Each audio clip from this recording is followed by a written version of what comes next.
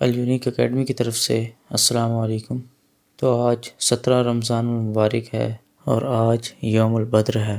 آج کی اس ویڈیو میں ہم دیکھیں گے کہ 17 رمضان المبارک کو مسلمانوں نے ابو سفیان کے قافلے کو لوٹنے کی غرض سے حملہ کی تیاریاں کیوں شروع کی؟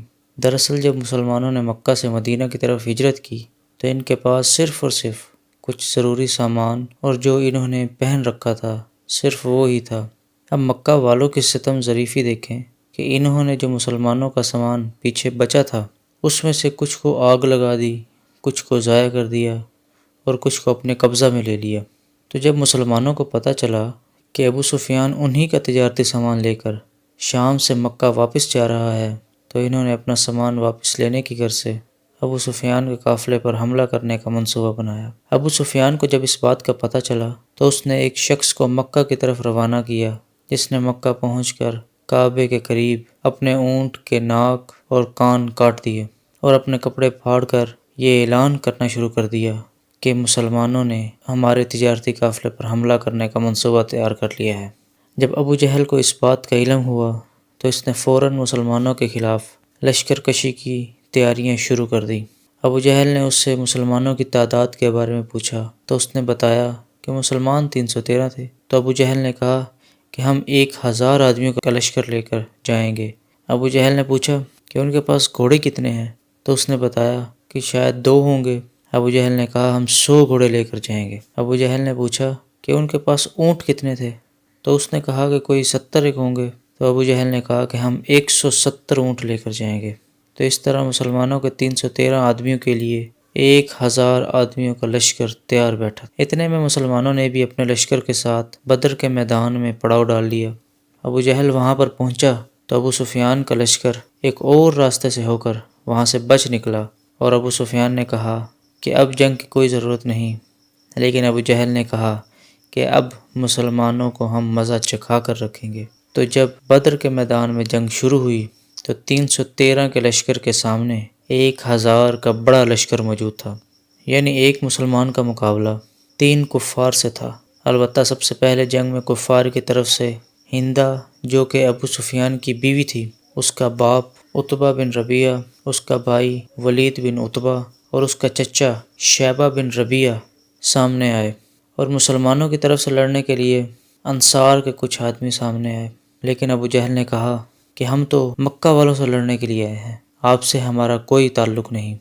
تو اس طرح مسلمانوں کی طرف سے حضرت حمزہ رضی اللہ تعالیٰ عنہ، حضرت ابو عبیدہ بن الجراح رضی اللہ تعالیٰ عنہ اور حضرت علی رضی اللہ تعالیٰ عنہ سامنے آئے۔ اس لڑائی میں حضرت علی نے ولید بن عتبہ کو مار گرایا، حضرت حمزہ نے عتبہ بن ربیعہ کو اور حضرت ابو عبیدہ بن الجراح نے شیبہ بن ربیعہ کو مار گرایا۔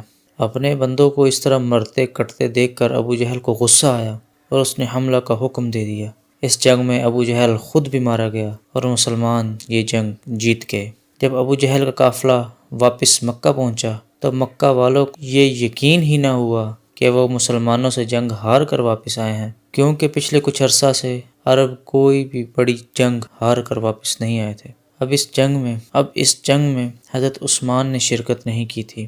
اس کی وجہ یہ تھی کہ ان کی بیوی اور نبی کریم صلی اللہ علیہ وسلم کی بیٹی حضرت رقیہ رضی اللہ تعالیٰ عنہ ان دنوں بیمار تھیں، اور نبی کریم صلی اللہ علیہ وسلم نے حضرت عثمان کو اس جنگ میں شرکت سے روک دیا تھا تاکہ وہ اپنے گھر میں رہ کر اپنی بیوی اور نبی کریم صلی اللہ علیہ وسلم کی بیٹی کی دیکھ بھال کر سکیں۔ تو جب جیتنے کے بعد مسلمان مدینہ واپس پہنچے تو نبی کریم صلی اللہ علیہ وسلم کو یہ غم کی خبر سنائی گئی کہ ان کی بیٹی حضرت رقیہ رضی اللہ تعالیٰ عنہ اس دنیا سے جا چکی ہیں۔ البتہ حضرت محمد صلی اللہ علیہ وسلم نے اس غم کی خبر کو اپنے سینہ میں چھپا لیا اور مسلمانوں کو جیت کی خوشی منانے دی۔ تو یہ تو تھا مختصراً جنگ بدر کا احوال، جو کہ 17 رمضان المبارک سن 2 ہجری کو بدر کے میدان میں ہوئی۔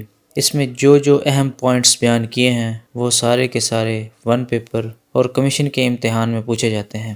تو اسی طرح کی مزید ویڈیوز دیکھنے کے لیے اور 1 پیپر اور کمیشن کے امتحان کی تیاری کرنے کے لیے آپ سے گزارش یہ ہے کہ اس چینل کو سبسکرائب کر لیں اور ہمارے فیس بک پیج کو بھی جس کا لنک ویڈیو کی ڈسکرپشن میں موجود ہے، اس کو بھی فالو کر لیں۔ اور اگر آپ ہمارے واٹس ایپ گروپ کو جوائن کرنا چاہتے ہیں، اس میں ہم روزانہ ایک اسلامک سٹڈیز، ایک پاک سٹڈیز اور ایک ورلڈ جیوگرافی کے لیکچرز اپلوڈ کر رہے ہیں، اور اس کے ساتھ ساتھ ہم کرنٹ افیئرز، میتھس اور کچھ دوسرے سبجیکٹس کی تیاری بھی شروع کروانے جا رہے ہیں۔ اس میں شامل ہونا چاہتے ہیں تو اس کا لنک ویڈیو کی ڈسکرپشن میں موجود ہے، اس پر کلک کریں اور ہمارا واٹس ایپ گروپ کو جوائن کر لیں۔ تو یہ تھی آج کی ویڈیو۔ اگلی ویڈیو تک کے لیے اللہ حافظ۔